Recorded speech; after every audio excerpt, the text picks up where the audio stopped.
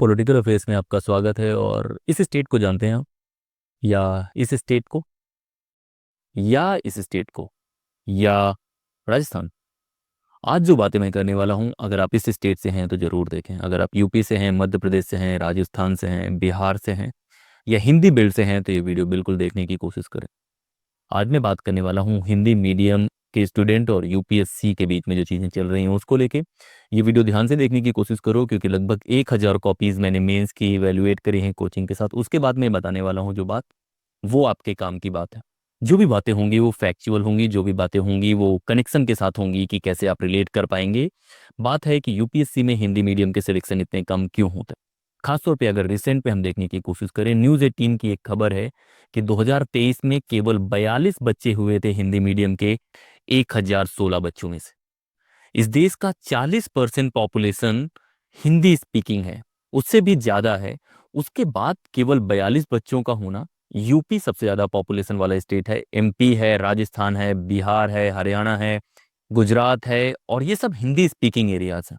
अब बात सिर्फ हिंदी की नहीं है, जो रीजनल लैंग्वेजेस हैं उसमें कितने सिलेक्शन हो रहे हैं यूपीएससी में। तो दोस्तों ये बात तो जाननी पड़ेगी कि ऐसा हो क्यों रहा है। क्या हिंदी मीडियम वाले उतनी पढ़ाई नहीं कर रहे, या कोई और रीजन है उनके ना सिलेक्ट होने का? अगर ये बातें आपको जाननी है तो आपको सिविल सर्विस के इतिहास को जानना पड़ेगा। आपको ये भी जानना पड़ेगा कि अंग्रेजों ने कैसे एक बड़े वक्त तक भारतीयों को सिविल सर्विस से दूर रखने की कोशिश करी, उनकी कौन सी स्ट्रेटजीज थी, और क्या आज के वक्त में जो एक बड़ा तबका है वो वैसी ही कोशिशें कर रहा है। 2015 में सीसेट लागू होता है, उसके बाद क्या बदलाव आते हैं, इन सारी बातों पे बात करेंगे। और बात करेंगे कि इन चैलेंजेस को कैसे निपटा जा सकता है। तो दोस्तों मैं हूं संदीप, और आज मैं आपको बताने वाला हूं अंदर की बात। अब बात की शुरुआत होती है यूपीएससी या सिविल सर्विस के फाउंडेशन की। सिविल सर्विस क्यों आया होगा, या इस तरह की व्यवस्थाएं क्यों आई होंगी? पहले एक सिस्टम होता था जिसे हम स्पॉइलर सिस्टम बोलते हैं। मतलब अगर मैं राजा हूं, मैं मंत्री हूं, या मैं देश चला रहा हूं, तो मैं अपने से कुछ लोग लाऊंगा कि भाई आप ये बन जाओ, बीरबल तुम ये बन जाओ, ये बन जाओ। ऐसे सिस्टम चलते थे। लेकिन धीरे धीरे लोगों को लगा कि नहीं यार, जब अपने लोग होते हैं तो उनके बायसेस होते हैं, वो अपना बायस लेके आते हैं। अगर मुझे मेरे भाई ने लगा दिया किसी काम में, तो मैं अपने भाई को देखूंगा तो उसके बारे में सोचूंगा, तो मैं अच्छे से काम नहीं कर पाऊंगा। तो ब्यूरोक्रेसी का इमरजेंस होता है कि एक ऐसा सिस्टम जहां पे जो भी इंसान जिस जॉब में है उस पद के हिसाब से बिहेव करे, ना कि वो खुद क्या है उसके हिसाब से। एक थिंकर है वेबर। वेबर को पढ़ने की कोशिश करना, 20वीं शताब्दी के शुरुआत में वो लिखने की कोशिश करते हैं और ब्यूरोक्रेसी में बहुत अच्छे से लिखते हैं। तो ब्यूरोक्रेसी के फीचर बताने की कोशिश करते हैं कि ब्यूरोक्रेसी में क्या क्या बातें होती हैं। तो उसमें सबसे इंपॉर्टेंट फीचर जो होता है वो इम्पर्सनलाइजेशन होता है। मतलब है कि जो भी इंसान जिस पोस्ट पे है, वो इंसान क्या है वो मायने नहीं रखता। अगर आईएएस है तो उसे आईएएस की तरह बिहेव करना है, अपने बायसेस को रख देना है। ये बातें सबसे शुरुआत, धीरे धीरे करके ये दुनिया के अलग अलग देशों ने इसको अपनाया, और हर देश में आज ब्यूरोक्रेसी है जो इस तरह से काम करती है। इंडिया में भी इसके सिलेक्शन के अलग अलग क्राइटेरियाज रहे और जो वक्त के साथ बदलते रहे। लेकिन रिसेंट में जो ट्रेंड रहा है, खासतौर पे 2015 के बाद, वो काफ़ी अलार्मिंग रहा है। काफ़ी बदलाव हुए हैं। एक रिपोर्ट यूपीएससी ने भी रखी है 2022-23 में, उसमें भी बहुत सारी बातें निकल के आई हैं जो मैं आपको बताने की कोशिश करूंगा। फिर हम कारण जानने की कोशिश करेंगे कि ऐसा हो रहा है कि नहीं हो रहा है। तो गोल ये था कि एक ऐसी सर्विस बनाई जाए जहां जो भी इंसान जिस पोस्ट पे है उस पोस्ट के हिसाब से रिएक्ट करे, बिहेव करे और देश को बेहतर चलाए। वो इंसान अपनी चीजों को कंट्रोल में रख के बिहेव करने की कोशिश करे। अब इस चीज को याद रखना, बाद में बताऊंगा कि आज क्या हो रहा है, वो क्यों इससे कनेक्टेड है। अब बातें आती हैं कि हिंदी मीडियम के जो स्टूडेंट हैं उनकी संख्या कम क्यों हो रही है। अगर आपको ध्यान हो तो 1990 के दौर में इलाहाबाद यूनिवर्सिटी, जो ऑक्सफोर्ड ऑफ ईस्ट कही जाती है, वहां से बहुत बच्चे सेलेक्ट होते थे। वहां से बहुत प्रधानमंत्री भी रहे हैं, यूपी से बहुत प्रधानमंत्री रहे हैं। यूपी बिहार को अड्डा माना जाता था आईएएस और ब्यूरोक्रेसी का। लेकिन धीरे धीरे करके इनकी संख्या कम क्यों होती जा रही है, उसका एक बड़ा फैक्टर हिंदी है। तो हिंदी मीडियम के जो बच्चे हैं उनके सिलेक्शन जो इतने कम है, उसके लिए कौन कौन रिस्पॉन्सिबल है? क्या केवल यूपीएससी रिस्पॉन्सिबल है? क्या जो नियो लिबरल इकोनॉमी है वो रिस्पॉन्सिबल है? क्या जो सिस्टम यूपीएससी चाहती है वो रिस्पॉन्सिबल है, या बच्चे खुद रिस्पॉन्सिबल हैं? वो सारी बातें जानने की कोशिश करते हैं। सबसे पहले शुरुआत करते हैं इतने कम सिलेक्शन के बारे में। जो सबसे बड़ा फैक्टर है वो आज के वक्त में सीसैट है। कि सीसैट के एग्जाम के बाद हिंदी मीडियम के जो बहुत सारे बच्चे हैं वो कहीं ना कहीं पीछे छूटने लगे हैं। दूसरा है कि जिस तरह का बदलाव आज के वक्त में हो रहा है, आप देखने की कोशिश करो। सिर्फ सिविल सर्विस की बात नहीं कर रहा हूं मैं। नीट का जो एग्जाम होता है, पहले एक सीपीएमटी का एग्जाम होता था जहां पे यूपी के बहुत सारे लोकल लैंग्वेज वाले, जो रीजनल लैंग्वेज वाले बच्चे हैं वो डॉक्टर बनते थे। लेकिन आप देखेंगे नीट के माध्यम से केवल इंग्लिश स्पीकिंग जो पॉपुलेशन है उसके घर के बच्चे डॉक्टर बन रहे हैं, या जिसको इंग्लिश अच्छी आती है, इंग्लिश मीडियम में पढ़ा है, वही डॉक्टर बन रहा है। तो ये प्रॉब्लमेटिक भी है। आप सोचो कि एक इंसान जो केवल पूरे टाइम पे इंग्लिश स्पीकिंग रहा है, वो कैसे एक गांव में जाके एडजस्ट कर पाएगा, उसके लिए भी डिफिकल्ट है। दूसरे के पेन को समझने में भी उतना आसान नहीं होगा, क्योंकि जो मदर टंग होती है वो एक अलग इम्पैक्ट डालती है। मदर टंग के इंपॉर्टेंस के बारे में जो नेशनल एजुकेशन पॉलिसी है आपकी 2020 वाली, वो तो बातें करती है। वो कहती है कि बच्चों को मदर टंग में सिखाया जाएगा, ये सारी चीज़ें करी जाएंगी, क्योंकि बहुत सारी रिसर्च ये प्रूव करती हैं कि मदर टंग में आप आसानी से सीखते हैं। जो आपकी मदर टंग है, रीजनल गुजराती भी हो सकती है, हिंदी हो सकती है, बंगाली हो सकती है, कन्नड़ा हो सकती है, और ये सब लैंग्वेजेस के बारे में, केवल हिंदी के बारे में नहीं है, तो जितनी भी रीजनल लैंग्वेजेस हैं उसमें पढ़ने वाले बच्चे कम सेलेक्ट हो रहे हैं। तो रिपोर्ट ये है कि 2023 में न्यूज 18 की एक खबर है कि केवल 42 लोग सिलेक्ट हुए हैं 1016 लोगों में से। आप सोचने की कोशिश करोगे, जो 40% पॉपुलेशन है जिसकी मदर टंग है, उस लैंग्वेज में केवल 42 लोग सिलेक्ट हुए हैं, जो कि पहले नहीं होता था। अब इनके फैक्टर्स को अगर आप देखने की कोशिश करेंगे तो बहुत सारे फैक्टर्स हैं इन चीज़ों को लेके। सबसे पहले तो बात करते हैं शुरुआत से, एग्जाम जिस तरह से होता है उसके पैटर्न के रूप में। प्री होता है, मेंस होता है और इंटरव्यू होता है। तीनों जगह पे जो इंग्लिश लैंग्वेज है उसका फायदा मिलता है। ये एक रियलिटी है, और ये मैं कॉपी इवेल्युएशन करने के बाद ये बोल रहा हूँ, और यही वास्तविकता है। ये अपने दिमाग में डाल लो। अब तीनों को देखते हैं। प्री एग्जाम में क्या होता है? प्री एग्जाम में पहले जीएस और इस तरह की चीजें आती थी। सीसैट क्वालिफाइंग नहीं था, मतलब अगर आप सीसैट का कोई मतलब ही नहीं है। लेकिन आज के वक्त में जो सीसैट का पेपर है, वहां पे इंग्लिश के जो पैसेजेस आते हैं वो बहुत टफ आते हैं, और हिंदी में उनका ट्रांसलेशन सही नहीं होता। पहला रीजन ये है। दूसरा है कि सीसैट का पेपर एप्टीट्यूड चेक करने के लिए, एप्टीट्यूड मतलब है कि लर्निंग एबिलिटी। तो लर्निंग एबिलिटी को आप लैंग्वेज से कैसे चेक कर सकते कि किसी इंसान की लर्निंग एबिलिटी क्या है? आज से 10 साल पहले ये बोला जाता था कि जो यूपी बोर्ड के बच्चे हैं उनकी मैथ इतनी स्ट्रांग है कि सीबीएसई वालों की नहीं है, और वो मैं एकदम खुद रियलाइज कर सकता हूँ। मेरे लगभग 10th में 100 नंबर थे मैथ्स में, 12th में थे मेरे अच्छे खासे मैथ्स में, लेकिन मेरे जो कजिन हैं जिनके 80 नंबर भी यूपी बोर्ड में थे, उनकी मैथ्स मेरे से 10 गुना ज्यादा बेहतर थी। और ये एक रियलिटी है। तो एक ये होता है कि लैंग्वेज का और लर्निंग एबिलिटी का बहुत ज्यादा लेना देना नहीं है, और नहीं है तो कोई रिसर्च लाके मुझे प्रूव कराए कि लर्निंग एबिलिटी का और किसी पर्टिकुलर लैंग्वेज से क्या लेना देना है। बातें आती हैं कि सीसैट के आने की वजह से एक खास तबका जो केवल जीएस में बहुत स्ट्रांग था, अच्छे जवाब लिखता था, वो पहले ही बाहर हो गया। क्योंकि यूपी बोर्ड के बहुत सारे बच्चे होते हैं जो पहले ही आर्ट्स ले लेते हैं, तो उनकी मैथ्स उतनी स्ट्रांग नहीं होती, इंग्लिश इतनी स्ट्रांग नहीं होती, जिनमें उनकी कोई गलती नहीं है। और ये कहीं से साबित नहीं होता कि अगर आपको एक लैंग्वेज आती है तो आप ज्यादा बेहतर ब्यूरोक्रेट्स बन जाएं। सिविल सर्विसेज मतलब कि जो लोगों की सेवा में हो, तो अगर लैंग्वेज ही आप नहीं कनेक्ट कर पाएंगे तो फिर एक रीजन बनता है उसको क्रिटिसाइज करने का। एक रीजन सी सेट है। मेंस की बातें करें तो मेंस में एसे का पेपर होता है। इसे में आप देखने की कोशिश करना कि जो इंग्लिश वाले बच्चे हैं उनमें से कुछ लोगों को 160 नंबर तक मिले हैं। 160 नंबर बहुत होता है, लेकिन हिंदी मीडियम वाले बच्चों को कितने नंबर मिलते हैं? अब मेंस में एक तो ऐसे का हो गया। एथिक्स का जो पेपर है वो भी बड़ा रिस्पॉन्सिबल है, उसमें भी जवाब लिखने का। और ये पेपर तो चलो ठीक है कि आप लैंग्वेज कॉम्प्रिहेंशन और सारी चीजें करते हैं। मेंस जब आप लिखने जाते हैं तो इंग्लिश में ज्यादा बेटर मटेरियल भी अवेलेबल। बहुत बच्चे कोशिश ही नहीं करते इंग्लिश मीडियम के मटेरियल को पढ़ने का, और बहुत बार डिफिकल्ट भी होता है उनके लिए कि अगर मैं कोशिश करूँ कोई नई लैंग्वेज सीखने का तो मेरे लिए डिफिकल्ट होगा। तो पहला तो है मेंस में जो कंटेंट है वही अवेलेबल नहीं है बहुत ज़्यादा। हिंदी मीडियम की जो बड़ी कोचिंग है उनका खुद का कंटेंट होता है, और जिस लायक का होता है, मैं नहीं बताऊंगा कि किस लायक का होता है, लेकिन वो अच्छा कंटेंट नहीं है। अच्छा कंटेंट नहीं है तो अच्छा लिख नहीं पाएंगे, अच्छा लिख नहीं पाएंगे तब सही से नंबर नहीं आएंगे। फिर ये तो ऐसे के बारे में हो गया, एथिक्स के बारे में होगा, अच्छे कंटेंट के बारे में बातें हो गई। कुछ और दिक्कतें भी हैं। एक दिक्कत है कि जो भी एग्जामिनर होते हैं हिंदी मीडियम के खास तौर पे, मुझे लगता है कि वो ज़्यादा टफ इवेल्युएशन कर, भले ही यूपीएससी कितना भी बोले कि आपको नहीं करना है। आप सिंपल कोशिश करो कि किसी इंसान को आप सीबीएसई बोर्ड की कॉपी चेक कराने के लिए बोलो तो वो अलग नंबर 95 प्लस 90 प्लस ऐसे नंबर आते हैं, लेकिन यूपी बोर्ड वाले कम आते हैं। तो वो नंबर का भी बायस होता है कि जो एग्जामिनर होते हैं कहीं ना कहीं वो हिंदी मीडियम वालों को उस लेवल का नंबर नहीं देते हैं। वो मैंने भी कॉपी चेक करते हुए ये महसूस करा है कि जब भी हम इंग्लिश मीडियम की कॉपी चेक कर रहे होते हैं, वहां पे जान लो कि ऐसे लिखा है, अच्छा कंटेंट है, सारी चीजें, तो हमारा पूरा ध्यान कंटेंट पे जाता है। लेकिन अगर हम हिंदी मीडियम की कॉपी चेक कर रहे हैं तो हिंदी मीडियम की कॉपी चेक करते समय हम उनकी मात्रा में एरर और कहाँ कहाँ एरर है ये निकाल के कहीं ना कहीं ऐसे में कम नंबर देते हैं। ये एक रीजन हो सकता है।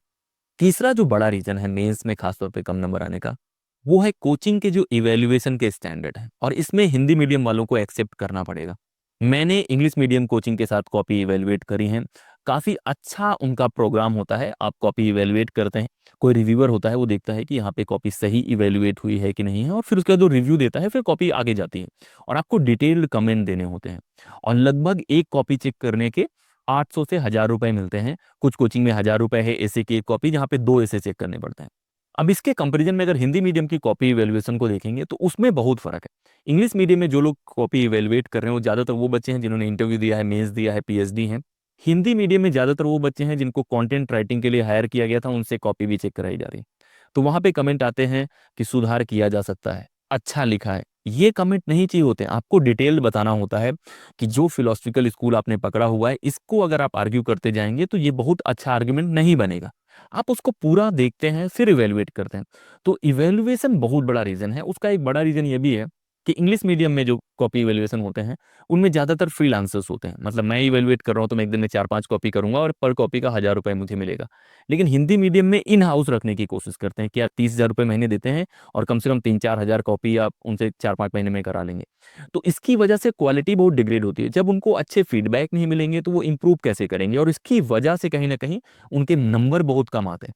और जितने भी बड़ी कोचिंग है, जो भी बड़े नाम है, हर जगह का उठा के देखना। और कुछ को तो मैं एक्सपोज भी करूंगा धीरे धीरे करके कि वो कैसे कॉपी इवेल्युएशन के उनके स्टैंडर्ड्स हैं।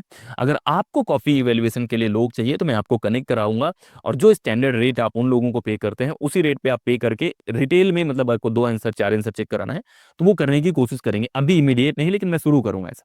तो ये तीसरा रीजन हो गया कि मेंस में नंबर कम क्यों आते हैं। उसके बाद आती है इंटरव्यू की स्टेज। इंटरव्यू की स्टेज के बारे में बहुत सारे टॉपर्स ने भी बोला है कि अगर आप इंग्लिश मीडियम में बोलते हैं तो थोड़ा फायदा होता है, और कहीं ना कहीं फायदा होता है क्योंकि ज़्यादातर जो बोर्ड मेंबर हैं वो इंग्लिश स्पीकिंग है। उनके अलग रीजन्स हो सकते हैं, अपने रीजन्स हो सकते हैं, लेकिन इंग्लिश मीडियम का वहाँ भी फायदा होता है। तो प्रीवियस सेट की वजह से, मेंस में कंटेंट, कोचिंग के इवेल्युएशन या एग्जामिनर बायस की वजह से, इंटरव्यू में पर्सनालिटी और इंग्लिश स्पीकिंग होने की वजह से भी एक फायदा होता है। एक बड़ा जो रीजन है वो है न्यूज़पेपर की अवेलेबिलिटी। अब इस चीज को सोचने की कोशिश करो, बहुत बार इन चीजों को हम रिलेट नहीं कर पाते कि नॉर्थ इंडिया में जो न्यूज़पेपर्स चलते हैं वो घटिया किस्म के न्यूज़पेपर। कहने में कोई बुरा नहीं, आप इंडियन एक्सप्रेस उठा लीजिए, द हिंदू उठा लीजिए, उनको पढ़ने की कोशिश कीजिए। वहाँ पे जो राइटर्स हैं, आप उनके एडिटोरियल पढ़ेंगे तो आपका दिमाग खुलेगा कि यार इंडिया पाक रिलेशन में इस तरह सोचा जा सकता है। राजा मोहन वहाँ लिखते हैं, हैप्पी मोहन जैकब वहाँ लिखते हैं, प्रताप भानु मेहता लिखते हैं। मतलब इन लोग को आप पढ़ते हैं तो आपका दिमाग खुलता है। ये चीजें हिंदी मीडियम में नहीं है। पहले एक आध न्यूज़पेपर होते थे, जनसत्ता और बाकी, लेकिन आज के वक्त में वैसे न्यूज़पेपर बहुत कम है कि हिंदी मीडियम वाले उन चीज़ों को करें। दूसरा है कि जो इंग्लिश मीडियम वाले बच्चे हैं वो न्यूज़पेपर में बहुत टाइम देते हैं, उन चीज़ों को पढ़ते हैं, रिलेट करते हैं, डिस्कशन में बहुत इन्वॉल्व रहते हैं। हिंदी मीडियम वाले बच्चे, अभी तक ज़्यादातर बच्चे खुद में पढ़ाई करना चाहते हैं, और उनको लगता है कि रट्टा मारने से चीज़ें होंगी। जो टॉप करते हैं बाकी लोग होते हैं वो काफ़ी इवॉल्व कर रहे होते हैं। आप शक्ति की बात करें, किसी की बात करें, वो खुद एज ए मेंटोर काम कर रही थी, मतलब बच्चों को गाइड कर रही थी कि अच्छा जवाब कैसे लिखते हैं, और उसका फायदा मिलता है। तो एक तो ये पूरा का पूरा जो प्रोग्राम है उसकी वजह से मैंने बताया कि कैसे आप पीछे हो रहे हैं, खासतौर पे हिंदी मीडियम वाले बच्चे। और अगर आपको इंप्रूव करना है तो इन्हीं चीज़ों में इंप्रूव करना है। प्री में मैथ्स पे फोकस करना है, इंग्लिश एबिलिटी आपकी आनी चाहिए, मेंस में कंटेंट अच्छा अवेलेबल कराना कोचिंग की जिम्मेदारी है। कोशिश मैं भी करूंगा कि मैं जितना अच्छा कंटेंट दे पाऊँ आपको। एग्जामिनर वाला बायस है वो मैं कुछ नहीं कर सकता हूँ, खासतौर पे मैं यूपीएससी का पार्ट नहीं हूँ। ऐसे की बातें करें तो ऐसे के लिए मैं मटेरियल देने की कोशिश करूंगा। जो इंटरव्यू है वहां पे पर्सनालिटी मैटर करती है। अगर आप अच्छा हिंदी भी बोलते हैं, अच्छे से प्रेजेंट करते हैं तो चांसेस हैं, लेकिन आपको कंटेंट लेना पड़ेगा। आपको इंग्लिश न्यूज़पेपर पढ़ने की आदत डालनी पड़ेगी। आप थोड़ा ही पढ़ें, जो मैगजीन्स अवेलेबल हैं, जो कंटेंट आपको मिल रहा है फिलोसफी में। अगर आप जस्टिस एक सीरीज है माइकल सैंडल की, एथिक्स की, इतनी बेहतरीन सीरीज है। हिंदी मीडियम वालों को वो पता ही नहीं, हिंदी मीडियम वाले एथिक्स में कुछ भी पढ़ रहे होते हैं। एक प्रिंटेड नोट्स मिल जाती है कहीं कोचिंग में, मुखर्जी नगर में, उसको ला के रटते हैं। ऐसे नहीं होते एग्जाम। ये 10 साल 15 साल पहले होते थे मेरे भाई। अभी अगर आप जवाब लिखेंगे तो आपका कंपैरेटिव कॉपी चेक होता है कि आप इंग्लिश मीडियम वाला भी है, हिंदी मीडियम वाला भी है, और वहाँ कुछ बच्चे हैं जो स्मार्टली लिख रहे हैं। तो ये सारे बेसिक रीजन हो गए कि क्यों ये सारी चीज़ें हो रही हैं। ये तो मैंने रीजन बताए जो टेक्निकल रीजंस हैं। अब कुछ और रीजन भी हैं हिंदी मीडियम वालों के पीछे होने की। उनमें से एक रीजन है बैकग्राउंड, कि हिंदी मीडियम में कौन बच्चे लिखने की कोशिश कर रहे हैं। वही बच्चे हैं जिन्हें इंग्लिश मीडियम बचपन से अवेलेबल नहीं हुआ। वो कौन से बच्चे होंगे? अधिकतम उन घरों से होंगे या तो किसान मजदूर और ऐसे घरों से होंगे। तो उनका फैमिली बैकग्राउंड भी नहीं है जहाँ पे उनको सपोर्ट बहुत ज़्यादा मिले। आज का प्री का जो पेपर है, प्री का पेपर बहुत अनसर्टेन हो गया है, जो बहुत कॉन्फिडेंस डिमांड करता है कि आप कॉन्फिडेंट होके जाएंगे वहां पे, अटेम्प्ट करेंगे तो बहुत अच्छा हो जाएगा। अगर आपने कॉन्फिडेंस नहीं है, आप खुद को लेके बहुत कॉन्फिडेंट नहीं है, तो पेपर खराब होगा, ये पॉसिबिलिटी बनती है। अब कॉन्फिडेंस कैसे आता है? कॉन्फिडेंस के बहुत सारे रीजन होते हैं। कोई आईएएस का लड़का है, कोई अच्छी जगह पे सेटल्ड लोग हैं, उनके घर का कोई बच्चा है, तो उसको फिक्र ही नहीं है, 4 साल 5 साल वो तैयारी करे, उसको कोई दिक्कत नहीं है, उसके घर वाले सपोर्ट करेंगे। लेकिन हिंदी मीडियम वाले बच्चा 1 साल आता है, पहले ही साल में वो 2-3 लाख रुपए कोचिंग में लगा देता है, फिर 2 साल रहता है, फिर उसकी पैनिक बटन दब जाती है। पैनिक बटन दबने का मतलब है कि वो इमरजेंसी में आ जाता है कि भाई मुझे निकालना ही है, निकालना है, अगर मैं नहीं निकाल पाया तो मेरी ज़िंदगी खराब हो जाएगी, मुझे इस साल करना है। मैंने बहुत बच्चों से बात करी, खासतौर पे मुखर्जी नगर में, वहाँ मैं पढ़ाता भी था, हिंदी मीडियम में भी इंग्लिश मीडियम में भी, ये दोनों का डाइवर्स क्राउड है। तो वहाँ पे हिंदी मीडियम वाले बच्चे बहुत ऐसे प्रण लेके आते हैं कि भीष्म प्रतिज्ञा लेके जाएंगे। वहाँ मोटिवेशन से सिर्फ काम नहीं होता, मतलब दुनिया का सबसे ज्यादा मोटिवेटेड इंसान कोई काम कर सकता है, कोई गारंटी नहीं। सबसे स्किल्ड जो है, जो सबसे नॉलेजेबल है, वो काम कर पाएगा। मोटिवेशन लेके लाओ, लेकिन एनालिटिकल स्किल्स लेके आओ, आप एनालाइज कर पाओ चीजों को। तो बच्चे मोटिवेशन से आते हैं, सीधे आते ही बैग रखते हैं, बैग भी नहीं रखते, सीधे कोचिंग में घुस जाते हैं। अवॉइड करो ये सारी चीजें, एनालाइज करो, खुद की स्ट्रेंथ बनाओ।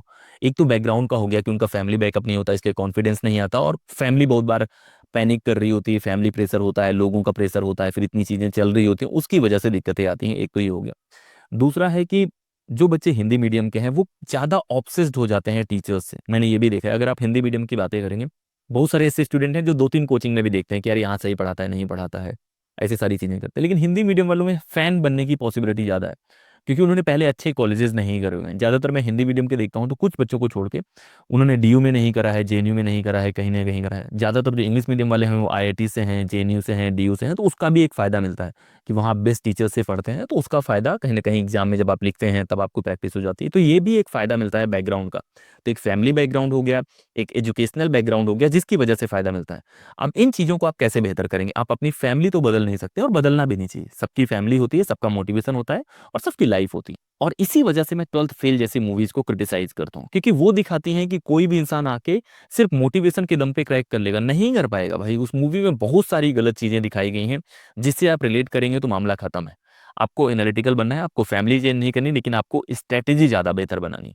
किसी इंसान के पास 5 लाख रुपए हैं, वो अलग तरीके से प्लान कर सकता है, लेकिन जिसके पास 10,000 है, उसे ज्यादा बेटर प्लान करना पड़ेगा। सेम आपके साथ है, अगर आपके पास रिसोर्सेज कम है, आप बेटर प्लान करो। किसी को भी 2 लाख 2.5 लाख देने की जरूरत नहीं है।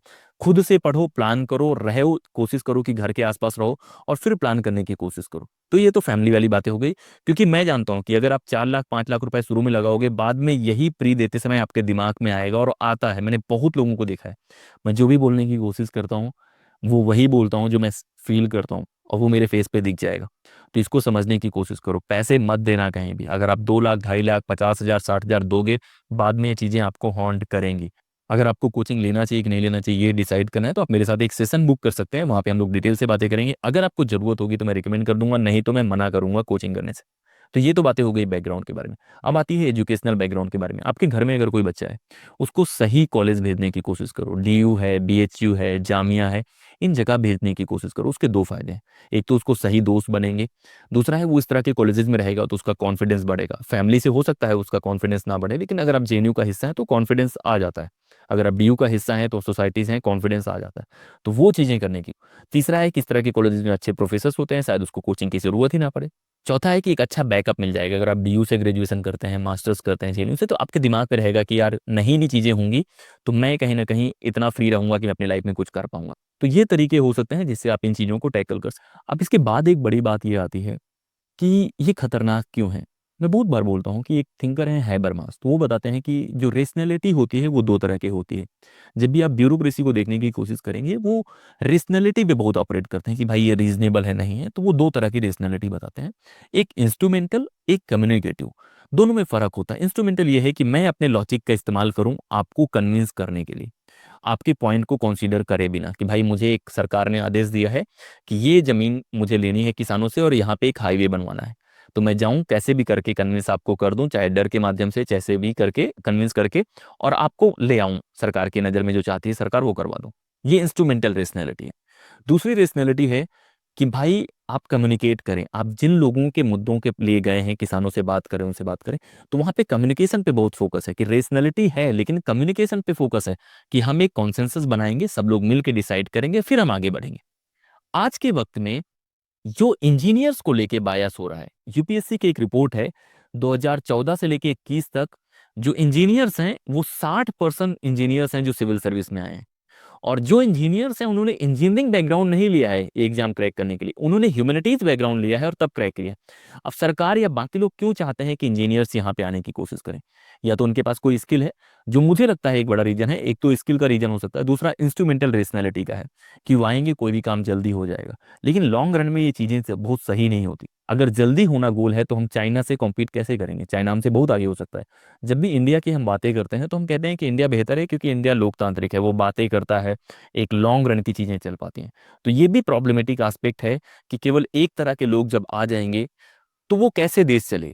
एक किसान का बेटा आईएएस है, एक मजदूर का बेटा आईएएस है, वो अगर मजदूर के शूज या किसान की शूज की बातें करेगा तो उसमें थोड़ा सा लगाव होगा और अंडरस्टैंडिंग होगी, और होना भी चाहिए।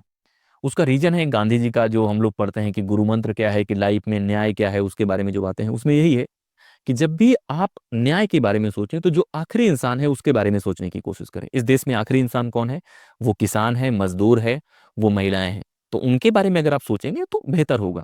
तो मैं चाहता हूं कि हिंदी मीडियम सिर्फ बात नहीं है, बात है कि रीजनल लैंग्वेज में जो बच्चे हैं, जो किसान के बच्चे हैं, जो मजदूर के बच्चे हैं, जो गरीब घर के बच्चे हैं, वो आईएएस बनने चाहिए। अगर वो नहीं बनेंगे, फिर ये बातें आएंगी कि क्या मजदूरों को इंश्योरेंस मिलना चाहिए। तो जिस इंसान के घर में कोई मजदूर रहा ही नहीं, आप कैसे उससे उम्मीद करते हैं कि वो जाके बोलेगा नहीं मजदूरों के पास होना चाहिए? बहुत सारे आईएएस हो सकते हैं जो फील कर पाए, लेकिन महिलाओं का दर्द ज्यादा बेहतर महिलाएं फील कर पाएंगी, मजदूरों का ज्यादा दर्द बेहतर मजदूर फील कर पाएगा। किसान का बेटा होगा तो किसान के बारे में सोचेगा, और ये एक रियलिटी है। तो हम जब देश में बातें कर रहे हैं कि मदर टंग सिखाया जाना चाहिए, नेशनल एजुकेशन पॉलिसी में होना चाहिए, लेकिन मदर टंग का फायदा क्या हो रहा है? ये सवाल बनता है कि अगर हिंदी मीडियम के केवल 42 बच्चे सिलेक्ट होंगे, बाकी रीजनल लैंग्वेजेस की अगर हम बात करें इतने कम बच्चे सिलेक्ट होंगे, कन्नड़ा हो गया, उड़िया होगी, बंगाली हो गया, तेलुगु हो गया, तमिल की बातें करें, तमिलनाडु में भी बातें चल रही हैं कि वहाँ पे भी जो बच्चे सिलेक्ट हो रहे हैं उनका भी परसेंटेज घट रहा है। तो ये चीज़ें आपको कनेक्ट करना है। तो आपको वेबर से कनेक्ट करना है कि हम चाह रहे थे कि जो भी इंसान ब्यूरोक्रेसी में आए वो भूल जाए कि वो इंसान क्या है। लेकिन क्या आपको लगता है कि जो भी इंसान आज आईएएस बन रहा है वो भूल पा रहा है कि वो किस बैकग्राउंड से आ रहा है? ये काफी गलत इमेजिनेशन है कि कोई भी इंसान भूल जाता है किस बैकग्राउंड से आता है। जिस तरह के लैंग्वेज बायसेस वर्क करते हैं उसको समझना पड़ेगा, तभी एक रास्ता निकल पाएगा एक बेहतर भारत बनाने का और एक भारत बनाने का। जब इंडिया और भारत के डिबेट की बातें आती हैं, हम सब बड़ा होते हैं कि इंडिया भी भारत है, भारत भी भारत है, लेकिन कहाँ है भारत? ये 42 भारत नहीं है। 42 से बहुत ज्यादा लोग आने चाहिए, मजदूरों के घर से, किसानों के घर से, महिलाएं, जो भी आ रहे हैं, तभी ये बेहतर देश बन पाएगा, तभी इंक्लूसिव इंडिया बन पाएगा जहाँ पे हर तबके के लोग आ पाएंगे। क्योंकि एक बड़ी संख्या है जो केवल लैंग्वेज की वजह से बाहर हो रही है। मैंने हिंदी मीडियम की कॉपीज देखी हैं और बहुत अच्छी कॉपीज होती हैं, बहुत अच्छा लिखते हैं बच्चे, लेकिन बहुत बार कंटेंट की कमी होती है, बहुत बार उनके इवेल्युएशन की कमी होती है, बहुत बार कोचिंग वाले जो गुरु लोग हैं, जो लोगों को फैन बनाने में यकीन करते हैं, एसएससी लेवल का पढ़ा के काम चलाने की कोशिश करते हैं, उससे भी दिक्कत है। तो आपको फैन नहीं बनना है, आपको सवाल करना है, और आपको एक अच्छा बैकअप तैयार करना है। जो अपनी कमियां हैं वो भी दूर करना है, जो सिस्टम की कमियां हैं उनके खिलाफ आवाज उठाना है। और इस तरह की वीडियोस हम लोग बनाते रहेंगे जहाँ पे जो इश्यूज हैं, जो चीजें हैं, उससे रिलेट कर पाए आप। अगर इस वीडियो के अलावा और भी आपको बहुत सारे वीडियोस चाहिए हिंदी मीडियम में कैसे बेहतर करें, वो सारी चीजें करें, तो आप डिमांड कर सकते हैं। कोशिश यही रहेगी कि जो ईमानदारी वाला वीडियो है वो लाने की कोशिश करें, ताकि आप रिलेट कर पाएं इन चीज़ों से, और आपको इसको शेयर करना है ज़्यादा से ज़्यादा लोगों से। और किसी ने ये डिमांड करी थी, इसलिए मैंने ये बताने की कोशिश करी है। और आपको मुझे कमेंट करके बताना है कि लास्ट टाइम कब था जब टॉप 10 में कोई हिंदी मीडियम का बच्चा था, या टॉप 100 में कब कौन था, उसका नाम कमेंट करके बताओ, जो कि बहुत रेयर है। और आपको सोचना पड़ रहा है, जिस देश में प्रधानमंत्री हिंदी मीडियम में भाषण देते हैं, जिस देश में पार्लियामेंट पे ज़्यादातर स्पीचेस हिंदी में होती हैं, उस देश में ब्यूरोक्रेसी में टॉप 100 में आपको नाम सर्च करना पड़ रहा है हिंदी लैंग्वेज का। तो कहीं ना कहीं कुछ तो समस्या है कि आप पार्लियामेंट में हैं, आप बाकी जगह हैं, लेकिन आप जुडिशरी में नहीं हैं, आप ब्यूरोक्रेसी में नहीं हैं। तो इस सवाल तो बनता है, और वो सवाल वाजिब सवाल है। तो आपको इसी तरह के सवालों के साथ मैं परेशान करता रहूंगा। इस वीडियो में इतना ही, लगातार ऐसे बने रहिए। और जिसको भी सेशन चाहिए, व्हाट्सएप नंबर यहाँ पे दिया गया है, वहाँ पे आप सेशन बुक कर सकते हैं। वहाँ पे हम लोग बातें कर सकते हैं, आपके करियर के बारे में डिस्कस कर सकते हैं, और जो भी बातें होंगी ईमानदारी से होंगी। और ऐसे ही बने रहिए आप लोग। आप लोगों ने बहुत सपोर्ट करा है। इस वीडियो में इतना ही। अगर आपने सब्सक्राइब नहीं किया है तो थोड़ा वक्त लेके सब्सक्राइब कर लीजिए, क्योंकि अगला वीडियो आएगा, आप मिस कर देंगे तो आपका ही नुकसान होगा। इस वीडियो में